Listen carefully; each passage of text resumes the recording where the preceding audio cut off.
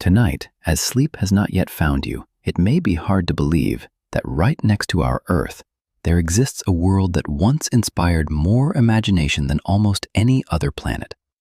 A world nearly the same size as Earth, with gravity not so different from our own. And for a very long time, it was imagined as a warmer, wetter, perhaps even more vibrant version of the place we call home. But when the first machines descended through those thick clouds, the dream did not reveal an ocean. It revealed something else. An atmosphere dense enough to crush machinery. A surface hotter than Mercury, despite being farther from the sun. A world where lead can melt, where acid rain never truly reaches the ground, and where every simple idea of a sister planet begins to fall apart. Tonight, we will not only ask why Venus became a hell, we will ask something quieter and perhaps more unsettling. Did Venus once come close to becoming what Earth is today? And if a planet so similar to Earth could still drift so far away, then what truly allows a world to hold on to life? By the end of this night, you may understand why Venus is not just the hottest planet in our solar system. It may be one of the clearest lessons in how fragile any paradise can be. And if you enjoy these slow journeys, deep enough to quiet the mind, yet gentle enough to carry you into sleep, then take a moment to softly like the video and subscribe to Space Lull. Now, let the night open around you, and together, we begin our descent into the pale clouds of the most mysterious world near Earth. For thousands of years, long before modern science existed, Venus had already been one of the brightest objects in the night sky. Sometimes it appeared before sunrise, sometimes after sunset, and because of that, it was known by many different names: the morning star, the evening star. Ancient Greek astronomers once believed these were two separate stars, until they realized they were looking at a single planet. They named it after Aphrodite, the goddess of beauty. Later, the Romans called it Venus, and that name has remained ever since. It was not by accident that this planet became associated with beauty. Venus is the brightest object in the sky after the moon. Its light is strong enough to be seen even when the sky is not completely dark. But what made Venus truly fascinating was not just its brightness. It was how strikingly similar it appeared to Earth. As astronomers began to take more precise measurements, they discovered that Venus was almost a physical twin of our planet. Its diameter is about 12,104 kilometers, compared to Earth's 12,742 kilometers, a difference of less than 5%. Its mass is roughly 81.5% of Earth's. Its average density is remarkably close, about 5.24 grams per cubic centimeter, compared to Earth's 5.51, and its surface gravity is about 90% of Earth's. This means that if someone could stand on Venus, they would feel nearly the same weight as they do on Earth. In the entire solar system, no other planet resembles Earth this closely. Not Mars, which is too small and cold. Not Mercury, which is too close to the sun and lacks a substantial atmosphere. Not the gas giants. Only Venus. And from these numbers, a nearly unavoidable thought began to form. If two planets are so similar in size and structure, perhaps they would also be similar in environment. Perhaps they would share a comparable climate. Perhaps they would follow a similar evolutionary path. For decades, this idea existed not only within scientific circles, but also in the public imagination. Venus was envisioned as a warm, humid world covered in oceans, mist, and dense vegetation. A place that might resemble Earth, but at a different stage of its development. These ideas were not entirely unreasonable, because there was one crucial limitation at the time: no one could see the surface. The thick cloud layer surrounding Venus reflects nearly 70% of incoming sunlight, making it brilliantly bright while completely hiding what lies beneath. No optical telescope could penetrate those clouds. And when direct observation is impossible, the human mind begins to infer. If Earth has water, Venus might have water. If Earth has a stable atmosphere, Venus might have one as well. If Earth can support life, then Venus, with its clear similarities, might also have that potential. But there was one subtle detail that no one fully understood at the time. Similarity in structure does not guarantee similarity in outcome. Two planets can begin in almost identical ways, yet small differences in initial conditions, orbital position, or interaction with the Sun can, over time, lead them down completely different paths. And in the case of Venus, those differences were not visible from a distance. It wasn't until technology advanced that the story began to change. In the 1950s, scientists started using radio waves to study the planet. For the first time, they could measure the temperature of a world without needing to see its surface. And what they found changed everything. Venus was not just warmer than Earth, it was far too hot for liquid water to exist. Measurements suggested surface temperatures reaching around 460 degrees Celsius, hot enough to melt lead. Even more striking, this temperature showed very little difference between day and night. At first, many people did not believe these results, because they directly contradicted decades of imagination. A planet thought to be Earth's sister could not sustain any familiar environment. But science does not rely on a single measurement. Multiple instruments were used, independent methods were applied, and the results remained consistent. Venus is extremely hot, even hotter than Mercury, a planet much closer to the Sun. This created a paradox that could not be explained by distance alone. If proximity to the Sun were the only factor, Mercury should be the hottest planet. But in reality, Venus retains heat more efficiently, holds it longer, and shows almost no significant variation across its surface. Which means something else is happening. Some mechanism exists on Venus that does not operate in the same way on other planets. And from that moment, the narrative began to shift. Venus was no longer simply another version of Earth. It became a question about atmospheres, about how heat is trapped, and about how a planet can change over time. But at this point, humanity was still observing from afar. We had data, we had reliable numbers, but we had not yet seen the surface directly. And there is a vast difference between knowing something and truly understanding it. To understand Venus, humanity needed to move closer. We needed to pass through those clouds. But if the measurements were correct, then any machine sent down would have to survive an environment unlike anything we had ever encountered. Temperatures high enough to weaken metal, atmospheric pressure potentially dozens of times greater than Earth's, and a chemical composition still largely unknown. This was no longer just an observational challenge, it was an engineering challenge. A planet so close, yet completely hidden, impossible to see through, impossible to confirm directly. A strange combination of proximity and distance. And that is what made Venus one of the greatest mysteries of early space science. Because if a planet so similar to Earth could turn out so different, then it was not just telling us something about Venus, it was telling us something about Earth. The question was no longer whether Venus was like Earth, but what caused two nearly identical worlds to follow entirely different paths. And to answer that question, humanity had no choice. We had to send machines down, not just to observe from a distance, but to enter, to touch, and to measure directly. And that is when the real journey began.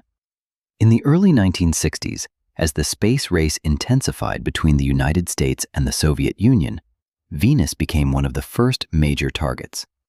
Not because it was easy to reach, but because it was close. And that closeness created an illusion that exploring it might be simpler. But from the very beginning, reality proved otherwise. The first probes sent toward Venus simply disappeared. No signal, no data, no clear explanation. There was only one likely conclusion. They did not survive. By 1967, the Soviet Union achieved a major breakthrough with Venera 4.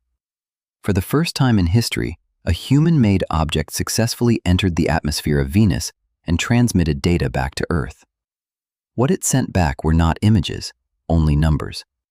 Pressure rising rapidly as the probe descended, temperature increasing without pause, and the chemical composition of the atmosphere beginning to reveal itself. The data showed that Venus's atmosphere contained approximately 90 to 95% carbon dioxide, a number almost unimaginable when compared to Earth, where CO2 makes up only about 0.04%. That single discovery changed everything. Carbon dioxide traps heat, and when a planet contains too much of it, heat becomes trapped almost completely. It does not escape into space. It does not cool with the cycle of day and night. The greenhouse effect on Venus was not just present, it was operating at an extreme level. Yet Venera 4 never reached the surface.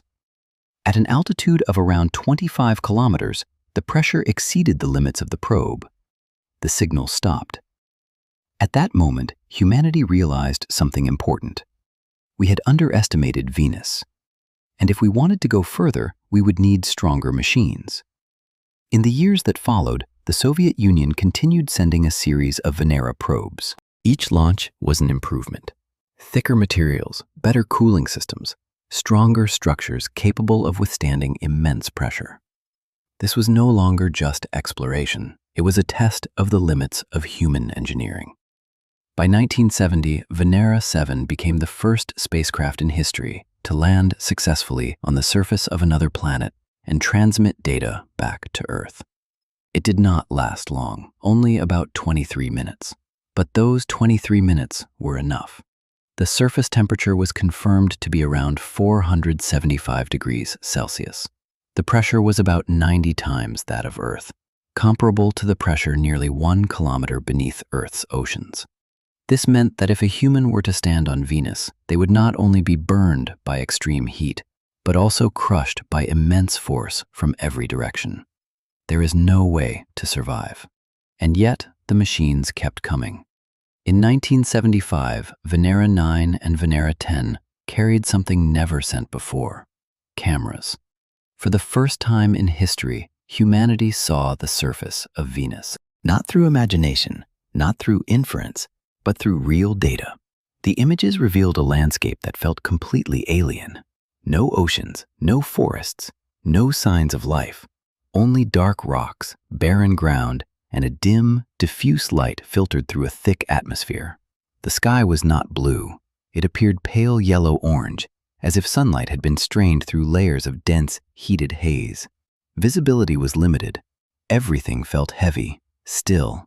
There were no violent storms like hurricanes, but there was also no clear movement, a world that seemed almost motionless. Later missions, such as Venera 13 and Venera 14 in 1982, went even further. They did not just take images. They analyzed the soil, recorded environmental sounds, measured the composition of the surface in detail. The data revealed that Venus's surface is largely composed of basalt, similar to volcanic rock found on Earth. This suggested that the planet had once experienced intense geological activity. But if Venus had volcanoes, if it had internal energy, then why did it become a place where life cannot exist? The answer did not come from a single discovery. It emerged slowly from many small pieces of data coming together. The atmosphere was too thick. Carbon dioxide was too abundant. Heat was continuously trapped. Water, if it ever existed, was gone. And when the water disappeared, a chain reaction began. No water left to absorb CO2. No water clouds to reflect energy in a balanced way. No natural system to regulate the climate. Temperature increased, ice melted, water evaporated. And water vapor, itself a powerful greenhouse gas, trapped even more heat. A feedback loop began. And once that loop crossed a certain threshold, it could not be reversed. Today, this is known as the runaway greenhouse effect. On Earth, the greenhouse effect helps maintain a stable temperature, allowing life to exist. On Venus, it destroyed that possibility. Even the machines we built to endure extreme conditions could not survive for long. Venera 13, one of the most successful missions, operated for only about 127 minutes before being destroyed by heat and pressure. No device could last. No mission could continue for hours, let alone days. And that created a clear boundary. Humanity could touch Venus, but it could not stay. Every probe sent down was a one-way journey. These machines were not built to survive. They were built to sacrifice. To descend, collect as much data as possible, and transmit everything before being destroyed. Each mission opened a very small window into a hidden world, and with each attempt, we understood a little more. Not all at once, but piece by piece. And gradually, one truth became clear. Venus is not another version of Earth. It is an example of what can happen when a planet goes too far in one direction. And the most unsettling part is not how different Venus is from Earth. It is how similar they once may have been. If our models of planetary formation are correct, then in its early history, Venus may have had conditions not so different from Earth. It may have had water, perhaps even oceans. Perhaps a period of stability. But if that is true, then the next question becomes unavoidable. What caused it to change? Not in a single day, not in a single century, but over hundreds of millions, even billions of years. A slow process, continuous and irreversible. The machines gave us answers about the present state of Venus, but they also opened something much larger, a doorway into its past. Because to understand what a planet has become, we must first understand what it once was. And in the next part, the story will no longer be only about what exists on Venus today. It will be about what may have once existed and has since disappeared. If there is one single factor that turned Venus into a place where life cannot exist, it is not its distance from the sun. It is the atmosphere. Not just a layer of air, but a closed system, dense, overwhelming, and with almost no escape. A prison, but not one built in a single moment. It formed slowly, over immense spans of time, until the planet itself became trapped by what it had once created. The first barrier, composition. When the first probes began sending data back, what caught scientists' attention first was not the temperature. It was the composition of the atmosphere. Approximately 96.5% carbon dioxide. On Earth, CO2 makes up only about 0.04%. Even that small amount is enough to influence climate. On Venus, it is almost everything. The rest is mostly nitrogen, around 3.5%, with trace gases such as sulfur dioxide. There is no breathable oxygen, no stable water vapor, no familiar ingredient of life as we know it. But the critical point is not just what the atmosphere contains. It is how those components behave together. Carbon dioxide absorbs and retains heat. Even a small amount can warm a planet. Here, nearly the entire atmosphere is CO2, which means that any energy arriving from the sun struggles to leave. Heat becomes trapped, it accumulates, it intensifies, and there is no natural mechanism to release it. The second barrier, pressure. If carbon dioxide alone were present, Venus would already be hot. But it does not stop there. The atmosphere of Venus is extraordinarily thick. Surface pressure is about 92 bars, equivalent to standing nearly 900 to 1,000 meters beneath Earth's oceans. This is not a gentle weight. It is a constant force pressing from all directions. There are no violent storms like hurricanes, no dramatic turbulence, but the entire column of air above weighs dozens of times more than anything the human body has ever experienced. A probe descending into Venus does not only face heat, it is compressed. Every layer of metal under strain, every joint under pressure. Every electronic system slowly squeezed. This is why even the strongest Venera probes survived only for a limited time, not because of one single factor, but because of everything at once. The third barrier, temperature. The surface temperature of Venus averages around 460 to 475 degrees Celsius. But what makes this more striking is not just how high it is how stable it remains. Day and night create almost no temperature difference. Even regions not directly exposed to sunlight remain extremely hot. This makes Venus the hottest planet in the solar system, hotter than Mercury, which is much closer to the sun. The difference is not distance, it is heat retention. Mercury lacks a substantial atmosphere. Heat escapes quickly. Extreme heat during the day, extreme cold at night. Venus is different. Heat enters and almost never leaves. a closed system, a complete loop. The fourth barrier, clouds. From a distance, Venus appears incredibly bright, not because it emits light, but because it reflects it. Its cloud layer reflects about 70 to 75% of incoming sunlight, more than any other planet. But these clouds are not made of water. They are composed of droplets of sulfuric acid, a corrosive substance formed from chemical reactions between sulfur dioxide and water vapor. These clouds do more than reflect light. They also trap heat. They act like a thick blanket covering the entire planet. And sometimes, from those clouds, rain falls. But not the kind we know. This is acid rain. And what is remarkable is this: the rain never reaches the ground. As it falls, it encounters the intense heat of the lower atmosphere and evaporates before touching the surface. A closed cycle. Falling, evaporating, returning to the clouds. No water reaches the ground. No oceans form. No accumulation occurs. The fifth barrier, time. One of the strangest aspects of Venus is not its temperature or pressure. It is how it moves. Venus rotates extremely slowly. A single rotation takes about 243 Earth days, but it orbits the Sun in only 225 Earth days, which means that a day on Venus is longer than its year. And there is more. It rotates in the opposite direction compared to most other planets. If you could stand on Venus and somehow see the Sun, you would watch it rise in the west and set in the east. But in reality, you would not see the Sun at all. The thick cloud layer blocks it completely.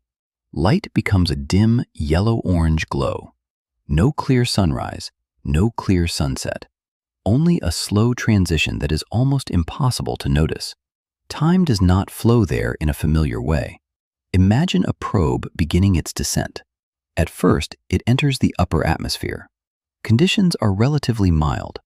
Temperatures are only a few tens of degrees Celsius. Pressure is still manageable. But as it continues downward, the air thickens. Temperature rises rapidly. Sensors begin recording constant change.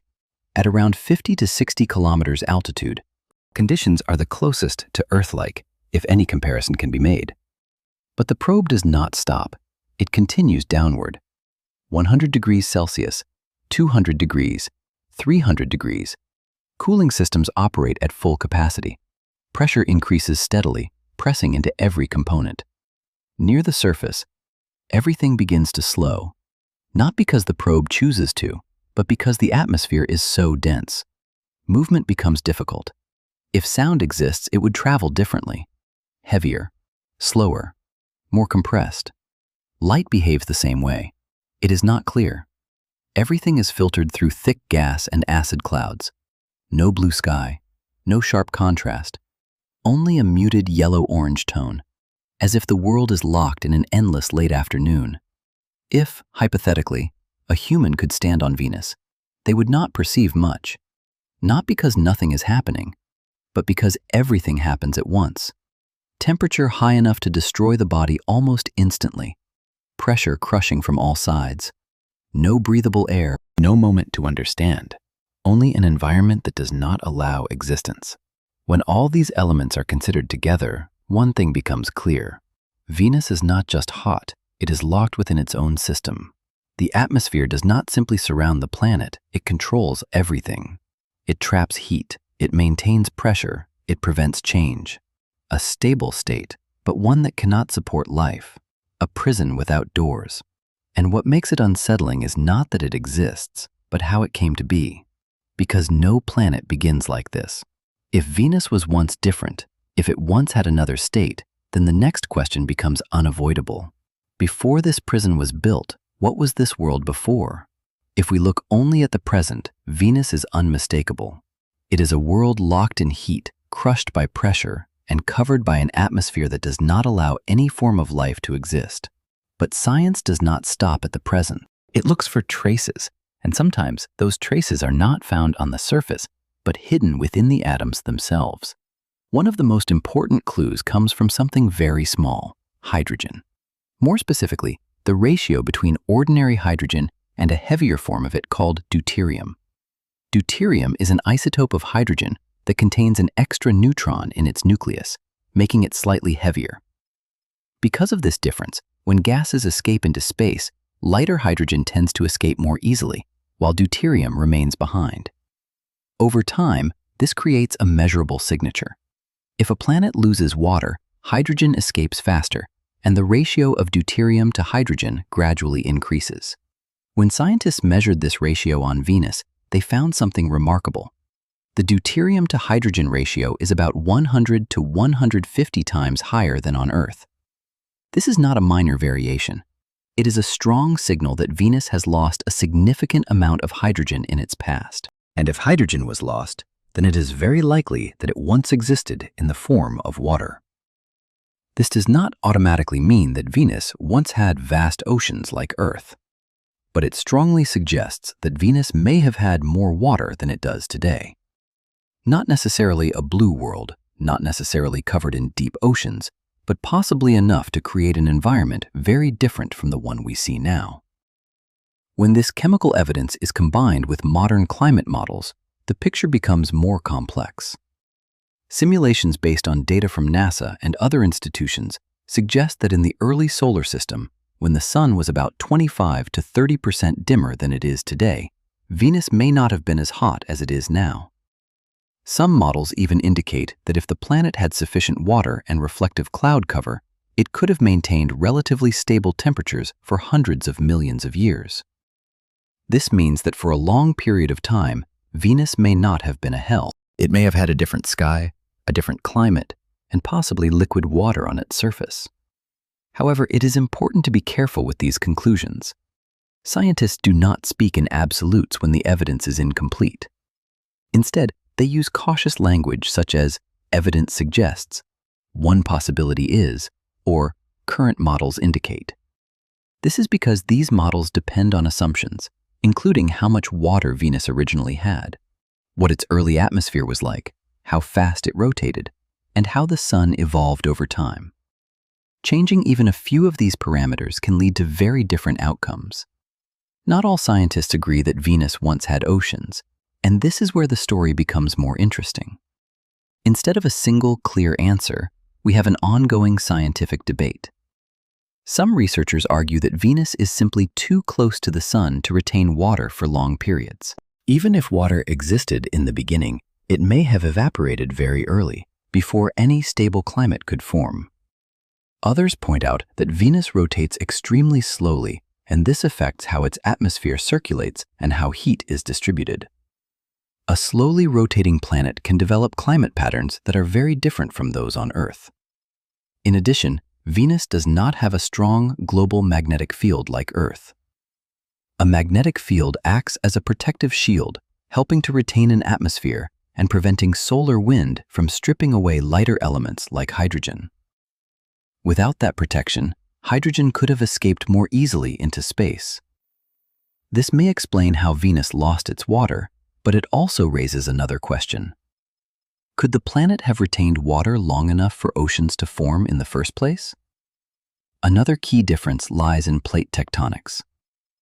Earth has an active system of plate tectonics that helps recycle carbon over long periods of time. Carbon dioxide can be absorbed into rocks, stored, and later released through geological processes. This acts as a natural thermostat, helping to regulate climate. Venus does not appear to have this kind of system. As a result, once carbon dioxide is released into the atmosphere, it can accumulate without an effective way to be removed. And as CO2 builds up, the greenhouse effect becomes stronger, leading to rising temperatures. All of these factors together create a picture that is far from simple. It is not a clear story in which Venus was once just like Earth and then suddenly changed. Instead, it is a set of possibilities, each supported by different pieces of evidence, but none providing a final answer. The most reasonable approach is not to choose one explanation over another, but to recognize that Venus is still a system we do not fully understand. There are strong indications that it once had more water, but the amount, the duration, and the exact conditions remain open questions. Some models suggest water may have persisted for hundreds of millions of years, while others suggest a much shorter time frame. This difference is not a flaw. It is part of the process of discovery. To better understand this, NASA has planned a mission called Da Vinci, which stands for Deep Atmosphere Venus Investigation of Noble Gases, Chemistry, and Imaging. The goal of this mission is not to capture beautiful images, but to measure the atmosphere with high precision, especially noble gases and isotope ratios. These measurements could help reveal the history of water on Venus, whether it was ever wet and potentially habitable, and how that water may have been lost. Da Vinci is expected to descend through the atmosphere, similar to the earlier Venera missions, but with far more advanced technology, greater accuracy, and the ability to collect more detailed data. It may not provide a final answer, but it will bring us closer to understanding.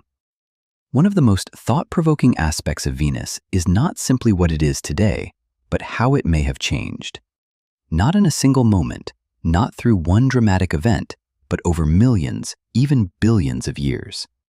A slow, continuous process with no clear point where everything suddenly shifted. Temperatures may have increased gradually. Water may have evaporated little by little. Greenhouse gases may have trapped more and more heat. And at some point, the system crossed a threshold, after which there was no way back.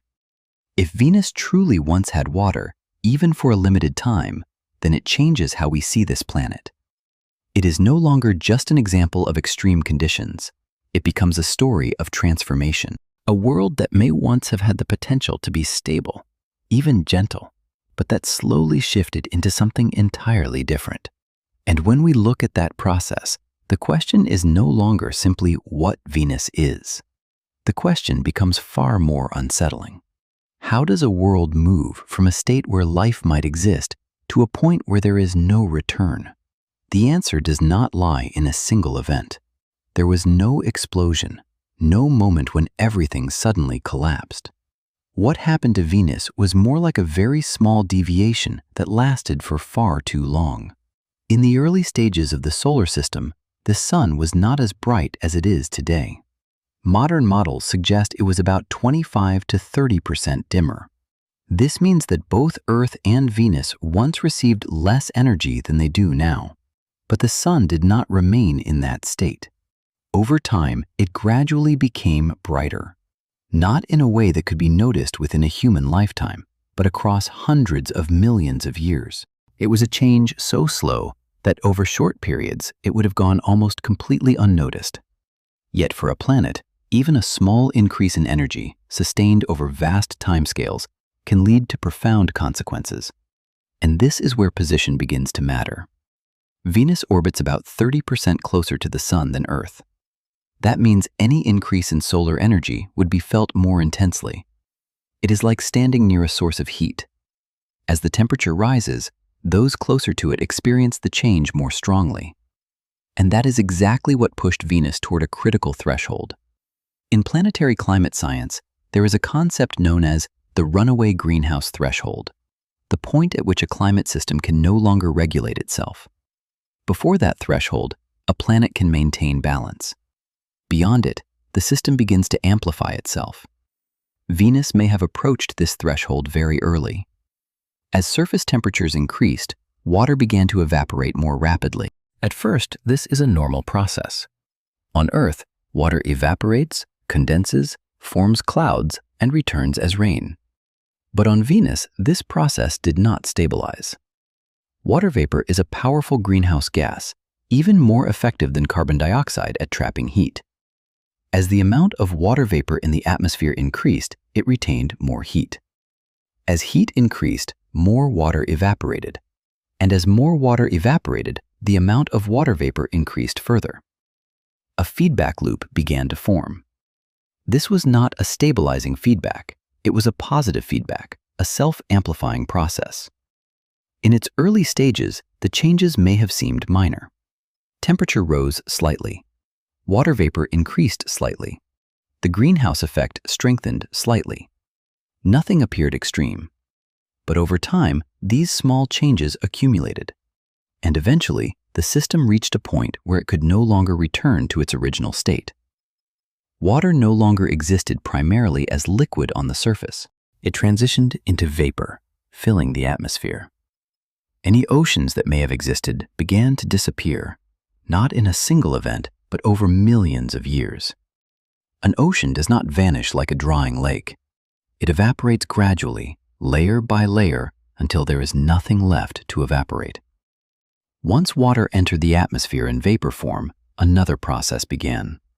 In the upper atmosphere, ultraviolet radiation from the sun had enough energy to break apart water molecules. H2O was no longer stable. It separated into hydrogen and oxygen. Hydrogen, being the lightest element, could easily escape the planet's gravity and drift into space. Oxygen could react with the surface or other compounds, but it could not recombine into water once hydrogen was gone. This was a critical turning point, because once hydrogen escaped, water could not return. There was no cycle, no recovery, only loss. As water disappeared from the surface, the planet lost one of its most important regulating mechanisms. On Earth, oceans act as thermal buffers. They absorb heat, redistribute energy, and help stabilize climate over long periods. They also play a key role in the carbon cycle. Carbon dioxide can dissolve in water, be stored in carbonate minerals, and become locked within rocks.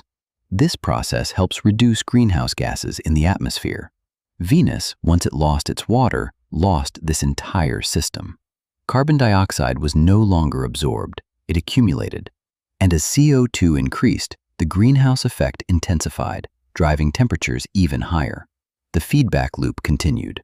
Data from various missions shows that Venus's surface bears signs of widespread volcanic activity. This means that throughout its history, the planet has released large amounts of gas from its interior, including significant quantities of carbon dioxide. On Earth, volcanic CO2 is balanced by processes such as ocean absorption and plate tectonics. On Venus, without water, that balance disappeared. CO2 continued to be released into the atmosphere. With nowhere to go, no system to absorb it, only accumulation. When all these factors combined, the planet entered what scientists describe as a self-locking system. A system that locks itself in place. High temperatures keep water in vapor form. Water vapor traps heat. Carbon dioxide accumulates and traps even more heat. There is no water to absorb CO2. There is no mechanism to cool the system. Each factor reinforces the others. And once the system reaches this state, it no longer requires external forces to sustain it. It sustains itself. What is most unsettling about this process is that it has no dramatic climax. There is no single day when the planet suddenly becomes a hell. There is no event that an outside observer could point to and say, that is when everything changed. Instead, it is a sequence of small, understandable changes. Each step makes sense. Each transition follows naturally from the one before it. But when viewed as a whole, the result is a complete transformation. A planet that may once have had the potential to sustain water becomes a place where water cannot exist. When scientists study Venus, they are not only studying that planet, they are studying a model of how a planetary system can cross a threshold and become irreversible. This does not apply only to Venus. It applies to rocky planets across the universe, and in some ways, even to Earth, not in a direct or simple sense, but in principle. Natural systems can remain stable for very long periods of time until they are no longer stable. When we look at Venus today, we do not just see a hot planet. We see the result of a process that unfolded over billions of years, a process with no clear stopping point, no moment of reversal, only accumulation. And once the system crossed its threshold, it needed no further reason to continue. It had locked itself. And at this point, Venus is no longer just a planet. It becomes an uncomfortable question for every rocky world in the universe. And if that question exists, it inevitably leads us back to a more familiar place: Earth. If we look only at size and structure, Earth and Venus are almost twins. Both are rocky planets, both have metallic cores, silicate mantles, and outer crusts, and both form from the same protoplanetary disk in the early solar system. Their difference in size is only a few percent, but in their current states, the difference is absolute. One is a world with oceans, breathable air, and stable temperatures that allow life to exist. The other is a closed system of heat, pressure, and toxic gas. This leads to a more important question. Not why Venus became what it is, but why Earth did not. And at this point, Venus is no longer just a planet. It becomes an uncomfortable question for all rocky worlds in the universe. And if that question exists, it inevitably leads us back to a more familiar place. Earth. If we look only at size and structure, Earth and Venus are almost twins. Both are rocky planets. Both have metallic cores, silicate mantles, and outer crusts. Both formed from the same disk of material in the early solar system. The difference in size is only a few percent. But if we look at their current states, the difference is absolute. One is a world with oceans, breathable air, and stable temperatures that allow life to exist. The other is a closed system of heat, pressure, and toxic gas. This leads to a more important question. Not why Venus became what it is, but why Earth did not. One of the most obvious differences between the two planets is their distance from the Sun. Earth lies within what is often called the Goldilocks zone, a region where temperatures are not too hot and not too cold, allowing liquid water to exist. Venus is slightly closer to the Sun, but that slightly is not the whole story. Because the Goldilocks zone is not a guarantee, it is only an initial condition. A planet within that zone can still become uninhabitable if other factors are not favorable. And in some cases, a planet outside that zone can still maintain stable conditions for a period of time. This makes the Goldilocks zone a necessary condition, but not a sufficient one. One of the most important factors that allowed Earth to maintain stability is water. Not only because water is essential for life, but because it plays a central role in regulating climate. The oceans absorb heat from the sun, redistribute it through currents, and reduce temperature differences between regions. They also participate in the carbon cycle. Carbon dioxide dissolves in water, reacts with minerals, and becomes locked into rocks. This creates a self-regulating mechanism. When CO2 increases, temperature rises, weathering processes accelerate, and more CO2 is removed from the atmosphere. A negative feedback, a system that maintains balance. Venus, once it lost its water, lost this entire mechanism. And without water, everything becomes far more unstable. Earth is not a static planet. Its surface is constantly changing through plate tectonics. Continental plates move, collide, and separate. Mountains form and erode. Rocks are buried deep and later return to the surface. This process is slow, but it is continuous. And more importantly, it contributes to climate regulation. Carbon is stored deep within the planet and later released through volcanic activity. A long-term cycle. Venus, based on what we currently understand, does not have an active plate tectonic system in the same way. This means that when CO2 is released, it does not follow the same cycle of reabsorption, and over time, the imbalance accumulates. Another factor that is often overlooked is the magnetic field. Earth has a strong magnetic field, generated by the movement of its liquid metallic core. This magnetic field creates a protective shield, preventing the solar wind from stripping away lighter elements in the atmosphere, especially hydrogen. Venus does not have a strong global magnetic field like Earth. This allows its atmosphere to interact more directly with the solar wind. And once hydrogen is lost, water cannot be reformed. A small structural difference, leading to a very large consequence over time. When we look at all of these factors together, one thing becomes clear. There is no single reason why Earth was able to sustain life.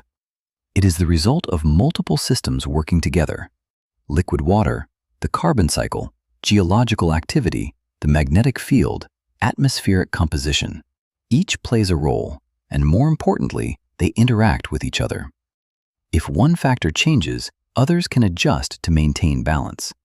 That is what Venus lost. In recent years, as scientists have discovered thousands of exoplanets beyond our solar system, they have come to a striking realization. There are many planets similar in size to Earth. But that does not mean they are like Earth. Many models suggest that a large number of rocky planets may evolve in a direction more similar to Venus than to Earth. This changes how we understand the idea of Earth-like. A rocky planet with similar size, located within a habitable zone, can still become a world locked in a runaway greenhouse effect. In other words, an Earth-like outcome may not be the default. It may be the exception.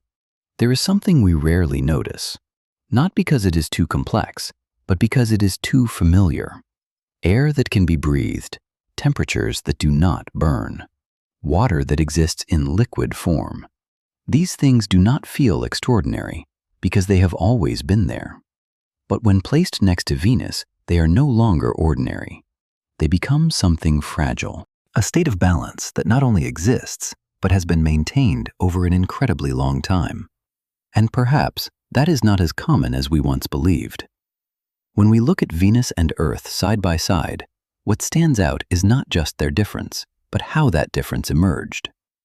Two planets that began in almost the same way, yet with only a few small differences in key factors, the final outcome became completely opposite. This is not a story of one planet failing and another succeeding. It is a story about systems, about how they maintain balance or lose it. Venus shows what can happen when a planet crosses a threshold. Earth shows what happens when a planet remains just before that threshold. And when we place these two realities next to each other, the question is no longer just scientific.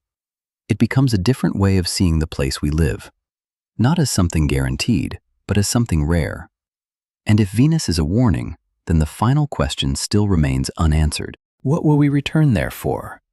The answer, in some ways, has already begun to take shape, not in imagination, but in very concrete plans.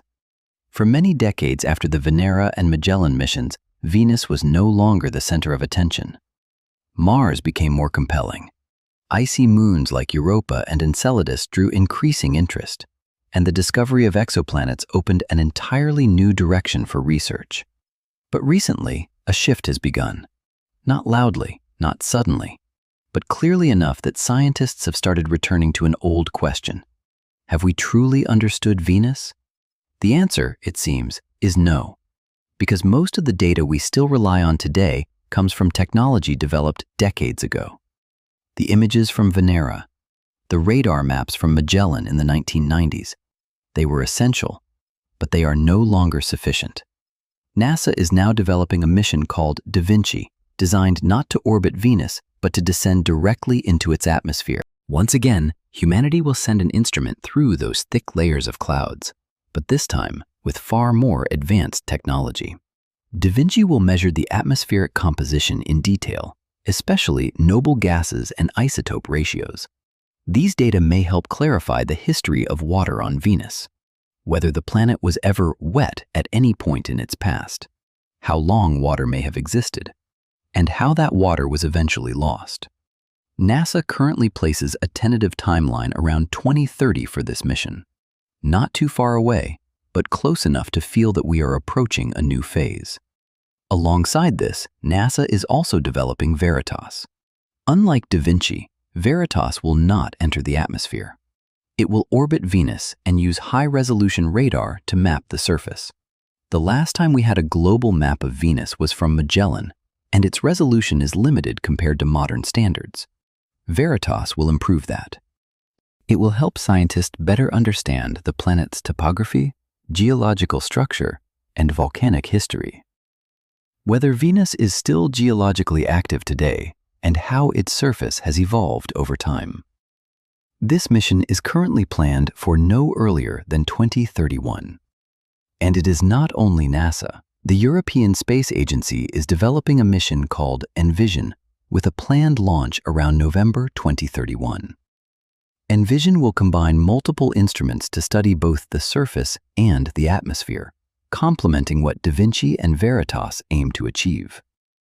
3 missions, from 2 different space agencies, all focused on one planet. That is not a coincidence. It reflects a growing consensus that Venus still holds many unanswered questions. If we look back through history, there have been periods when Venus was almost ignored, and there have been periods when it became a central focus of research. We are now entering one of those periods again. Possibly for the first time since the Magellan era, humanity has the opportunity to observe Venus with such a high level of detail. Not just one mission, but several at the same time. Not just one question, but an entire system of questions. And yet, the reason we are returning to Venus is not only about the planet itself, it is about what Venus represents. As scientists study exoplanets, they are finding countless rocky worlds. Some are similar in size to Earth, some lie within habitable zones. But Venus has taught us something important. Earth-like is not a simple concept. A planet may resemble Earth in size and still evolve in a completely different direction. Understanding Venus helps us understand those worlds.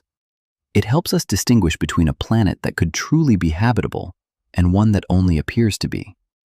And here, the story returns to a familiar place. But this time, it is no longer just a question of data. It becomes a question of perspective. What is Venus? Is it a planet that lost its chance? A failed example of a planetary system? Or a mirror, showing how rare Earth truly is? Perhaps it is all of these at once. There is something unique about this moment, not because we already understand everything, but because we are very close to a phase where many of these questions may finally be answered. The missions are planned. The technologies are ready. The questions have never been clearer. We are no longer just looking back at Venus. We are preparing to return, not through imagination, but through new data. And that creates a very different feeling. Not the end of a story, but its continuation. And tonight, before sleep fully arrives, perhaps the most profound thing about Venus is not its temperature, not its acid clouds, and not even its surface hot enough to melt metal. Perhaps the most profound thing is this: very close to Earth, close enough that we once called it a sister, exists a world that shows how 2 nearly identical planets do not necessarily share the same fate. A world that may have shifted just slightly, warmed just a little more, held on to heat just a bit longer, lost its water just a bit earlier, and then, given enough time, became a place with no return. Venus reminds us that life does not only require a rocky planet, it requires balance. A balance that may be far more fragile, more rare, and more silent than we tend to realize. And perhaps that is why we continue to look back at that cloud-covered world. Not because it is beautiful, not because it is easy to reach, but because beneath those unbroken white clouds lies a story about what a world can lose.